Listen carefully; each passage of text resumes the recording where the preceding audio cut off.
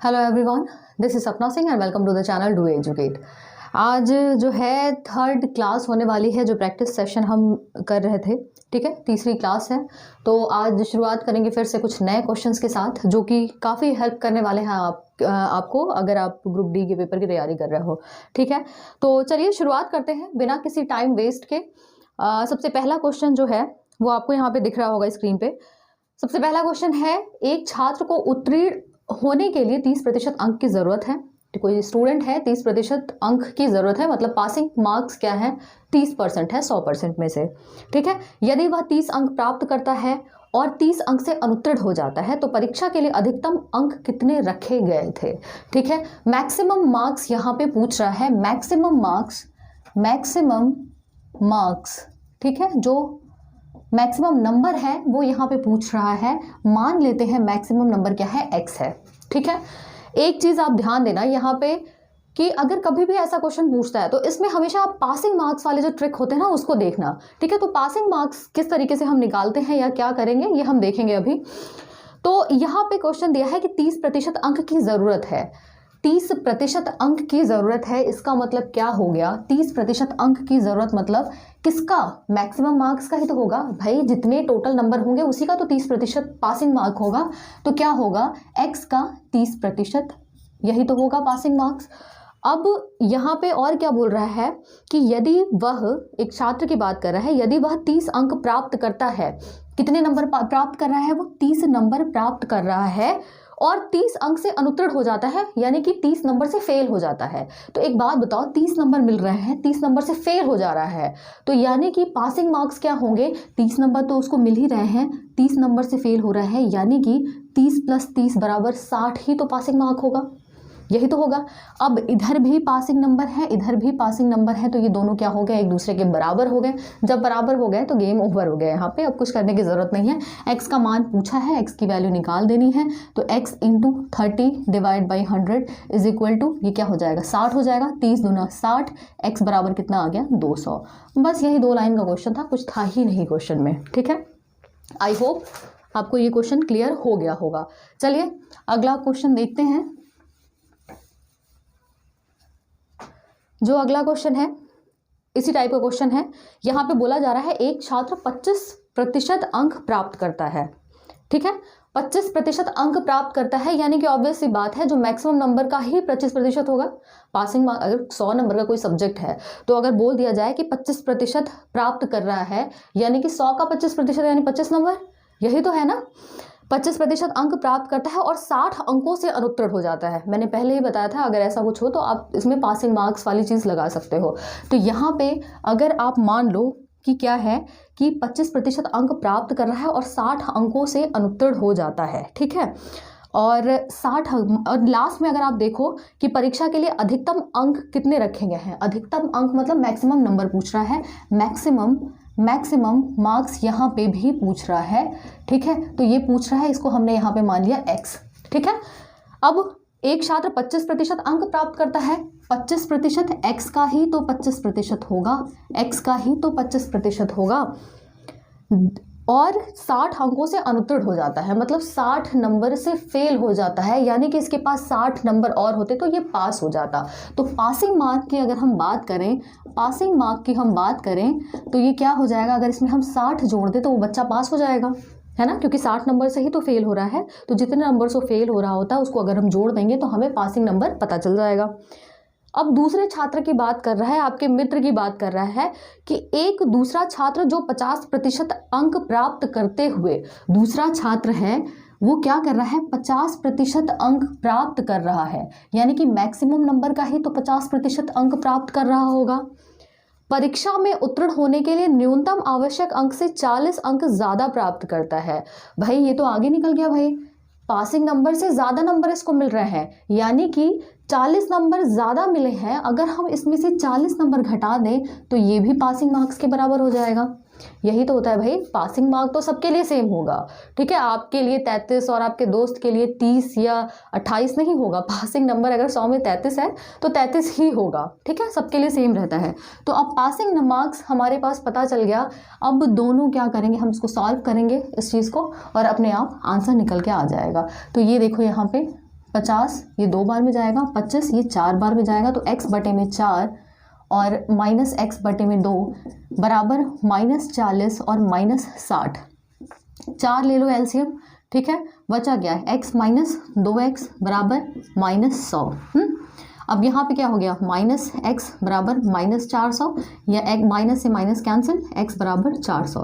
तो 400 क्या है यहाँ पे मैक्सिमम नंबर है, ठीक है, 400 क्या है यहाँ पे मैक्सिमम नंबर है, यानी कि ऑप्शन नंबर जो सी है ये इसका क्या हो गया, करेक्ट आंसर हो गया, ठीक है। यही चीज़ क्वेश्चन में पूछी गई थी, यही 2-4 लाइनों का क्वेश्चन है, घुमा फिरा के ऐसे ही पूछ लेता है। अगर आपको ये पता था तो बहुत अच्छी बात है, नहीं पता था तो इस चीज़ को देख लो, समझ लो अच्छे से कि अगर पूछेगा पासिंग मार्क्स इसमें निकाल लोगे ना तो बहुत आराम से निकाल सकते हो ऐसे क्वेश्चंस को, ठीक है। चलो अगला क्वेश्चन देखते हैं। ये जो है एज वाला क्वेश्चन है, पिता और उसके पुत्र की वर्तमान उम्र का योग 60 वर्ष है। फादर है, सन है, पिता है और पुत्र है, फादर और सन वर्तमान में क्या है, उसकी उम्र क्या है, दोनों का सम क्या है, उम्र का 60 है, 60 वर्ष है। 6 वर्ष पहले पिता की उम्र पुत्र की उम्र की 5 गुनी थी, ये तो ठीक है। अब 6 वर्ष पहले एक बात बताओ, यहाँ पे XYZ मान के करने की जरूरत नहीं है, थोड़ा सा शॉर्ट में समझने की कोशिश करते हैं। यहाँ पे बोला जा रहा है 6 वर्ष पहले। अब एक बात बताओ, 6 वर्ष पहले इन दोनों का समीशन क्या रहा होगा। 6 वर्ष अगर पहले, 6 वर्ष पहले की अगर हम बात करें तो यहाँ पे एक चीज़ दी है, यहाँ पे क्या चीज़ दी है कि पिता की उम्र, जो फादर की उम्र है वो अपने पुत्र की उम्र की 5 गुनी है, पुत्र की उम्र की 5 गुनी, 5 टाइम्स ऑफ s है, ठीक है। ये 5 है, ये s है, दोनों को डबल s या दोनों को डबल 5 मत समझ लेना, ठीक है। एक 5 है और एक s है। 6 वर्ष पहले ये कंडीशन दी है। ये तो दिया है अभी का, प्रेजेंट का दिया है, ये किसका दिया है, प्रेजेंट का दिया है। देखो एक चीज़ याद रखना, ये क्या होता है, प्रेजेंट होता है, ठीक है, ये होता है प्रेजेंट। अब इधर जाओगे, ये समझ लो ये हो गया आपका पास्ट, और इधर आ गए तो ये हो गया आपका फ्यूचर, ठीक है, ये हो गया पास्ट और ये हो गया फ्यूचर। तो प्रेजेंट टाइम में दिया है 60, प्रेजेंट टाइम में सम दिया है 60। अब 6 वर्ष पहले की बात कर रहा है, इधर 6 वर्ष पहले अगर जाएगा तो दोनों का समीशन क्या होगा, एक बात बताओ, दोनों का समीशन क्या होगा। 6 वर्ष पहले फादर और सन की उम्र का योग कितना होगा, 60 में से अगर आप 12 घटा दो तो क्या निकल नहीं आएगा, ये फादर प्लस सन की एज 6 साल पहले। क्यों हमने 12 क्यों माइनस किया, क्योंकि 6 साल पहले बेटे की उम्र भी 6 साल घटेगी, फादर की उम्र भी 6 साल घटेगी, तो दोनों कितना हो गया, 6 और 6 12 हो गया। तो सिंपल सी बात है, फादर और सन की हमारी 6 साल पहले उम्र आ गई, तो ये भी 6 साल पहले है, ये भी 6 साल पहले वाली इक्वेशन है। अब इन दोनों इक्वेशन को सॉल्व करके हम फादर और सन की एज 6 साल पहले हम निकाल सकते हैं, ठीक। तो फादर ये इतना हुआ गया, फादर की जगह 5s लिख लो, तो 5s प्लस s बराबर क्या हो गया 48, 6s बराबर 48, तो s बराबर कितना हो गया 8, ठीक है। 8 साल किसकी उम्र हो गई, सन की एज हो गई कितनी, 6 वर्ष पहले, मतलब यहाँ पे 6 वर्ष पहले। अब यहाँ पे क्या है, 6 वर्ष बाद घर है, ठीक है, ये अभी पास्ट में आ गई उसकी उम्र 8 साल। अब लेकिन क्वेश्चन में यहाँ पे क्या पूछ रहा है, क्वेश्चन में पूछ रहा है कि 6 वर्ष बाद पुत्र की उम्र क्या होगी। आपने निकाला है यहाँ का 6 वर्ष बाद, मतलब प्रेजेंट के बाद, प्रेजेंट के 6 वर्ष बाद, यहाँ पास्ट से मत निकालना। अब अगर कभी भी पूछे ना कि 6 वर्ष बाद क्या होगी, तो ये हमेशा प्रेजेंट से, या 6 वर्ष पहले क्या होगी, तो हमेशा प्रेजेंट टाइम से लेते हैं। तो हमने निकाला है अभी पास्ट में, तो 6 साल पहले पास्ट में और प्लस 6 साल फ्यूचर में, यानी कि कितना हो गया 12, यानी कि सन की उम्र में अगर हम 12 साल जोड़ देंगे, ठीक है, तो वो क्या हो जाएगी, प्रेजेंट टाइम में सन की उम्र हो जाएगी। तो प्रेजेंट पे सन की उम्र कितनी हो गई 20 साल, यही इसका क्या हो गया, आंसर हो गया, ठीक। तो ये थोड़ा समझाने के लिए मैंने ये इसको बना दिया है, इसको आप अपने दिमाग में रखना, ठीक है। एक्स मान के करोगे लंबा प्रोसेस होगा, टाइम कंज्यूम ज़्यादा होगा, इतना टाइम होता नहीं है पेपर में आजकल, आपको अच्छे से पता है, ठीक। चलिए अगला क्वेश्चन देखते हैं। ये भी क्वेश्चन अच्छा क्वेश्चन है। वर्ग की भुजा मापते समय गलती से 2% अतिरिक्त माप लिया जाता है। वर्ग क्या होता है, सबसे पहले वर्ग के बारे में देखते हैं कि वर्ग में क्या होती हैं, 4 भुजाएं होती हैं, प्रत्येक भुजा के बीच का एंगल क्या होता है 90 डिग्री होता है, और जो चारों भुजाएं होती हैं वो बराबर होती हैं। मतलब अगर इसकी लंबाई x है तो ये भी क्या होगा, x ही होगा, ठीक है, यूनिट, ये भी x यूनिट, ये भी x यूनिट, ठीक है। चारों भुजाएं क्या होती हैं, बराबर होती हैं।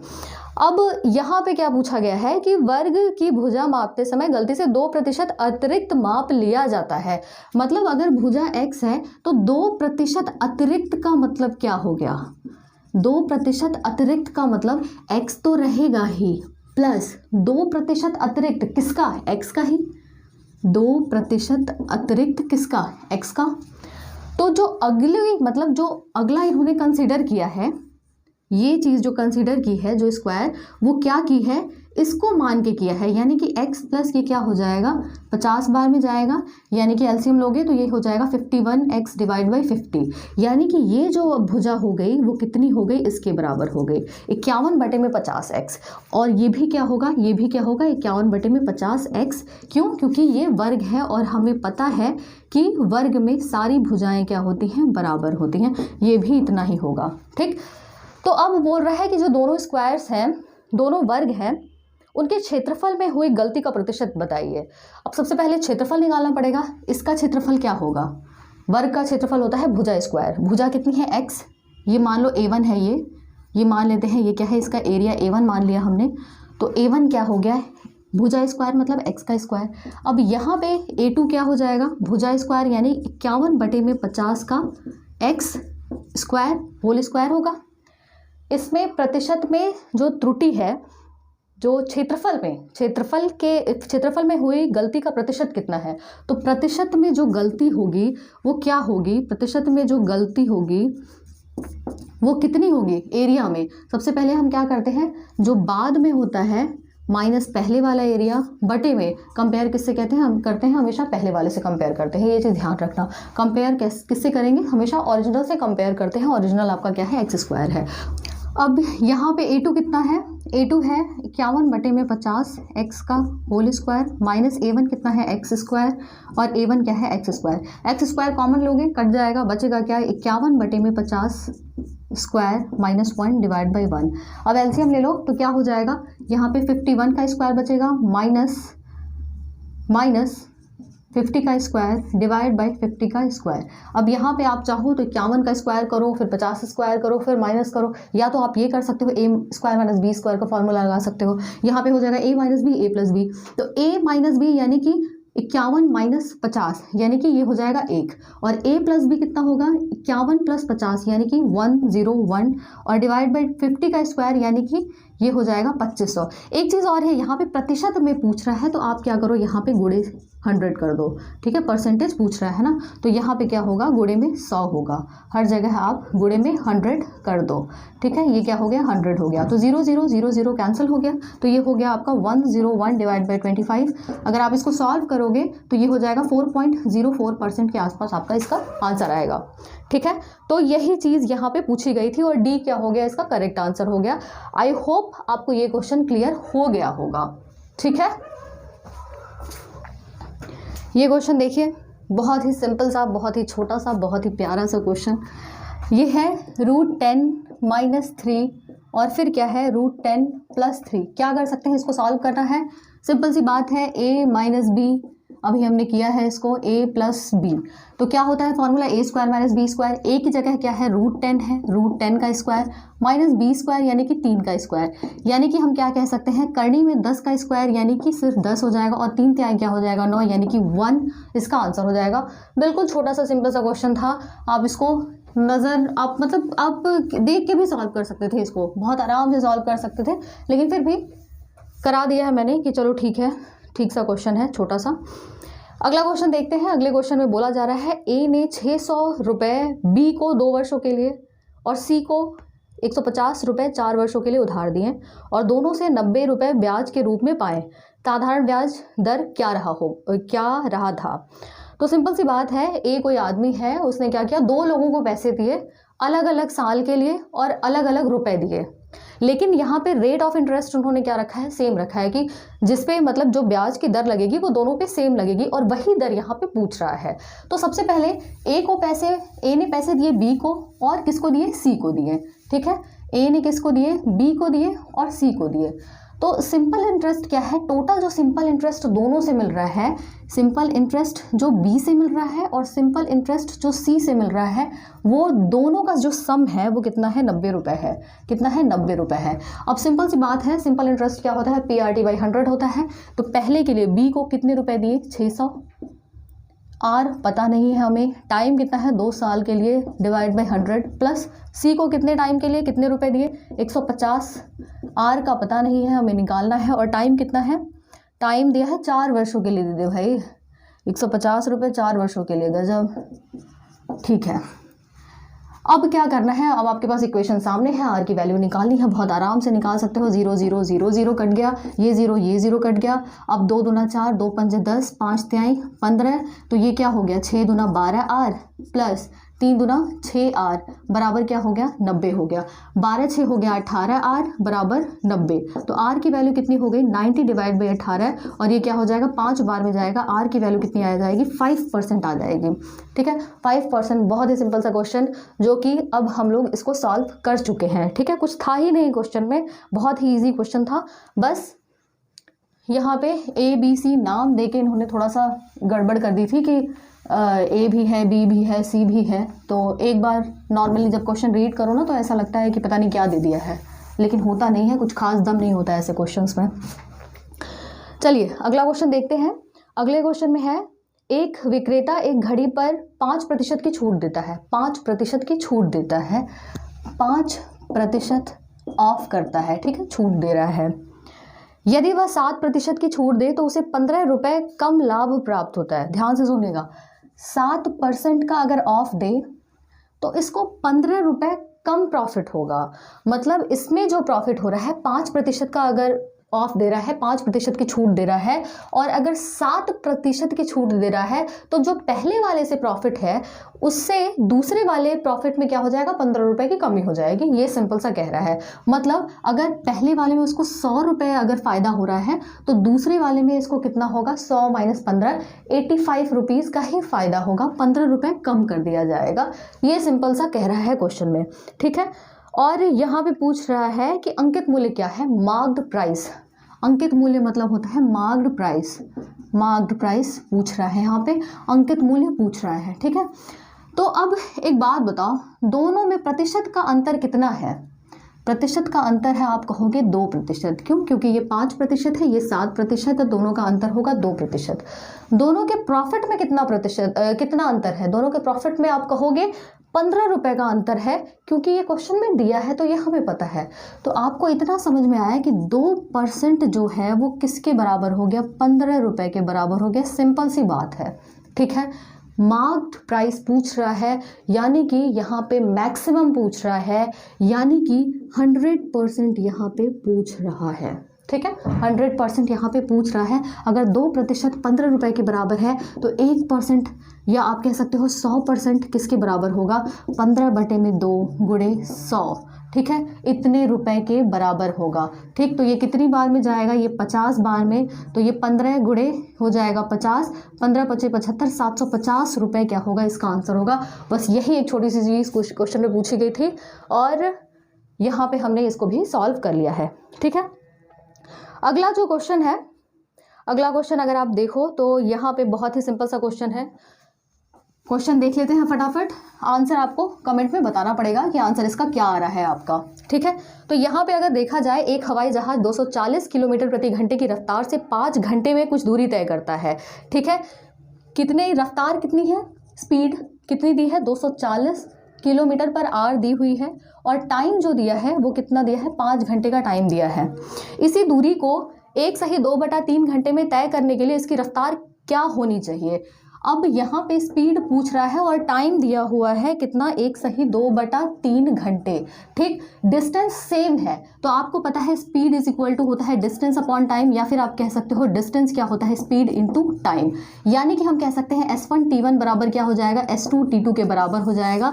S1 का मान ये है, T1 का मान ये है, S2 का मान निकालना है, T2 का मान दिया है। अब आप मुझे कमेंट में बताएंगे कि S2 क्या होगा, रफ्तार क्या होनी चाहिए। ठीक है, तो फिलहाल आज के लिए बस इतना ही। सेशन को यहीं पे स्टॉप करते हैं, कल मिलेंगे कुछ नए क्वेश्चंस के साथ।